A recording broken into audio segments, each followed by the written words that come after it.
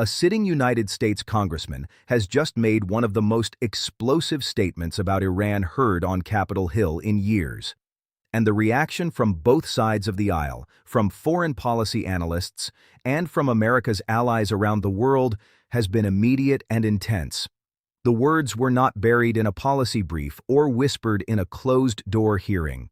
They were said openly, on the record, with full conviction, that the only language Iran truly understands is the threat of total destruction. In a political environment already charged with tension over Iran's nuclear ambitions, its proxy wars across the Middle East, and ongoing negotiations that many believe are going nowhere, this statement has landed like a grenade in the middle of an already volatile debate. So who said it? Why did they say it? What does it actually mean for U.S. foreign policy? And could this kind of rhetoric push America closer to a direct military confrontation with one of the most strategically complex adversaries it has ever faced? Stay with us, because this story is bigger than one congressman's comment, and the implications reach far beyond Washington.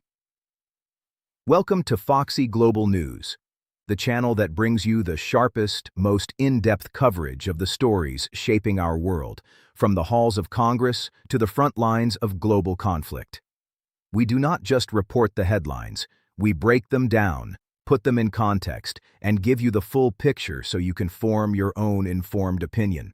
If you are new here, please subscribe right now and hit that notification bell, because we cover breaking news and geopolitical developments every single day, and you do not want to miss a story that could affect America's future. Now let us get into this story, because what this GOP congressman said about Iran is not just a soundbite.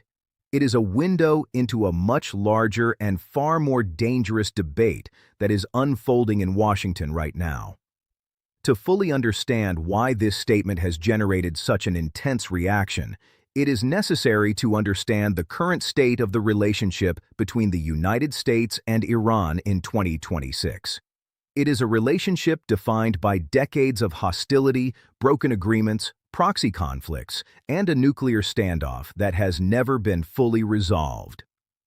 Since the United States withdrew from the Joint Comprehensive Plan of Action, the Iran nuclear deal, back in 2018, Iran has steadily and deliberately expanded its nuclear program, enriching uranium to levels that put it closer to weapons-grade material than at any point in its history. International inspectors have repeatedly flagged Iran's lack of cooperation with oversight efforts, and intelligence assessments from multiple Western governments have concluded that Iran now possesses the technical knowledge and material capacity to build a nuclear weapon within a time frame that is alarmingly short if its leadership ever makes that political decision. At the same time, Iran has continued to fund, arm, and direct a network of proxy forces across the Middle East: Hezbollah in Lebanon, the Houthis in Yemen, various militia groups in Iraq and Syria that have been directly involved in attacks on American military personnel, Israeli civilians, and regional stability more broadly. The October 7th Hamas attack on Israel in 2023 and the subsequent regional escalation brought Iran's role as the central financier and strategic backer of armed groups hostile to both Israel and the United States into sharper focus than ever before. In 2024 and into 2025, direct exchanges between Iran and Israel, including unprecedented direct missile and drone attacks, brought the region to the edge of a wider war on multiple occasions. By 2026, the diplomatic situation remains unresolved, the nuclear clock continues to tick, and frustration in Washington over what many see as a failed policy of containment and negotiation has reached a boiling point. It is in this context that the GOP congressman made his remarks. The statement, that the only thing Iran understands is total destruction, reflects a strain of thinking that has been growing louder within Republican foreign policy circles for several years. The argument goes like this: every attempt at diplomacy with the Iranian regime has ultimately failed or been exploited.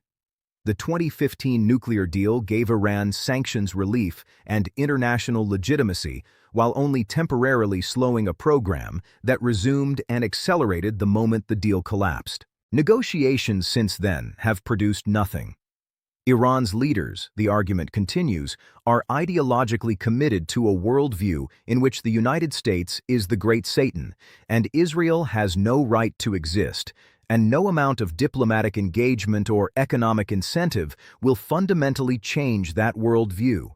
Therefore, the only calculation that actually changes Iranian behavior is the credible threat, or the actual use, of overwhelming military force. This is not a fringe position in today's Republican Party.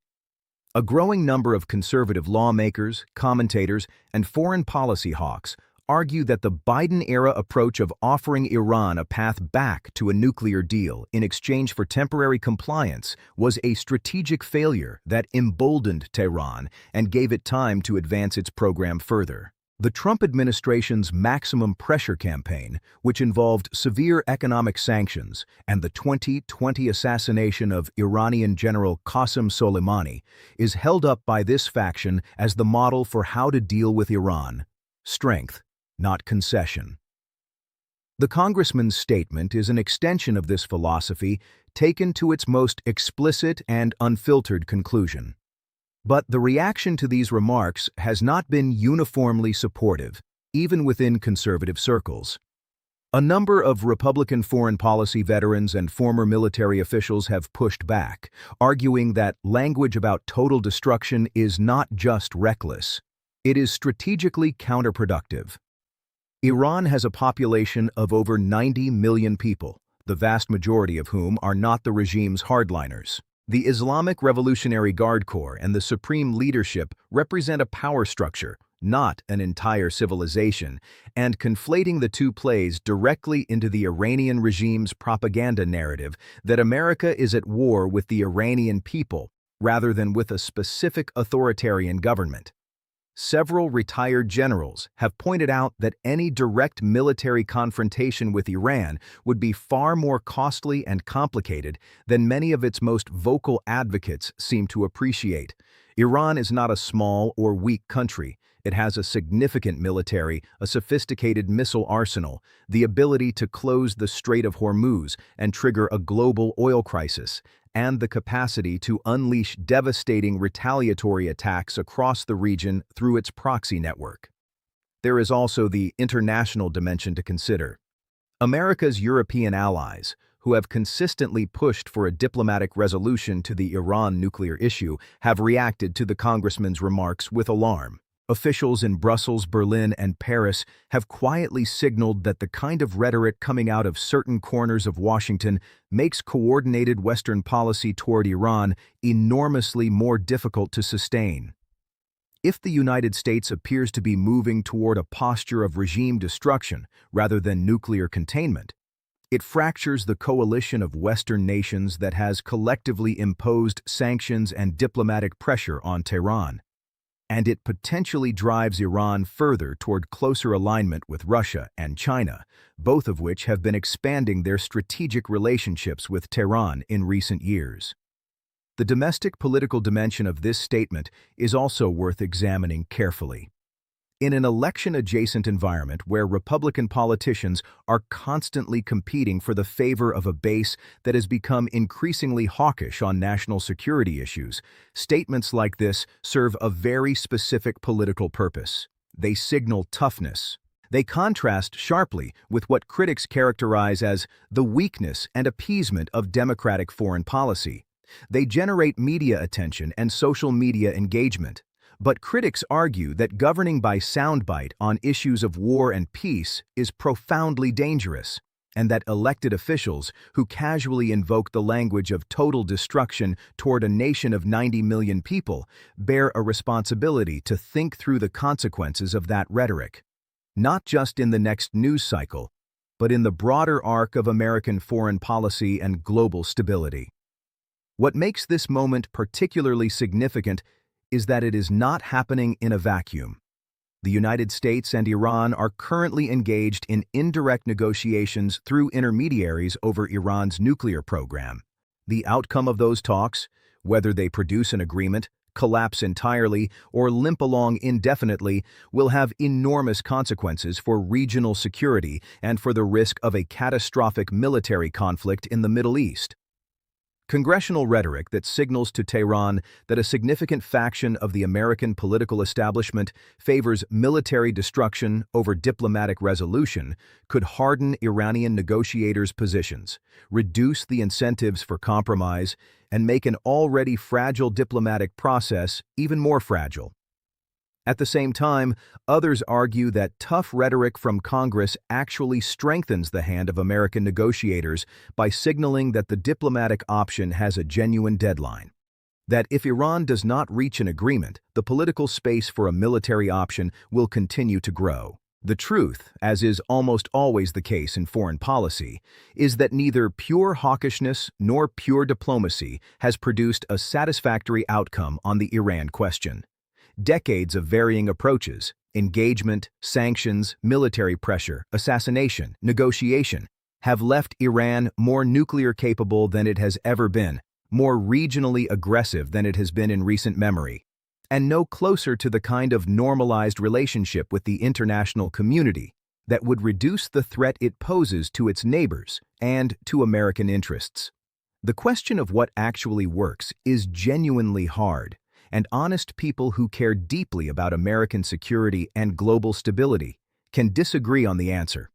What is clear is that the stakes have never been higher, and the rhetoric coming out of Washington, whether it ultimately represents policy or just politics, has real consequences in a region already sitting on a powder keg. One congressman's words about Iran and total destruction have opened up a debate that goes to the very heart of how America projects power, manages its adversaries, and navigates the most dangerous geopolitical fault lines of the 21st century.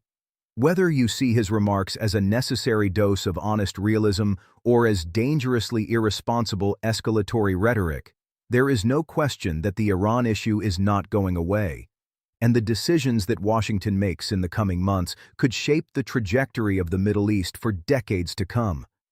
Here at Foxy Global News, we will keep covering every development on this story: the congressional debates, the diplomatic negotiations, the military posturing, and the voices from across the political spectrum that are shaping America's response to one of the most consequential foreign policy challenges of our time. If this video gave you a deeper understanding of what is really at stake, please give it a thumbs up. It helps us reach more people who want real analysis, not just headlines. Share this video with someone who wants to understand the Iran situation beyond the soundbites, and subscribe to Foxy Global News right now so you never miss our next report. Drop your thoughts in the comments. Do you think tough talk works with Iran, or does it make things more dangerous? We want to hear from you.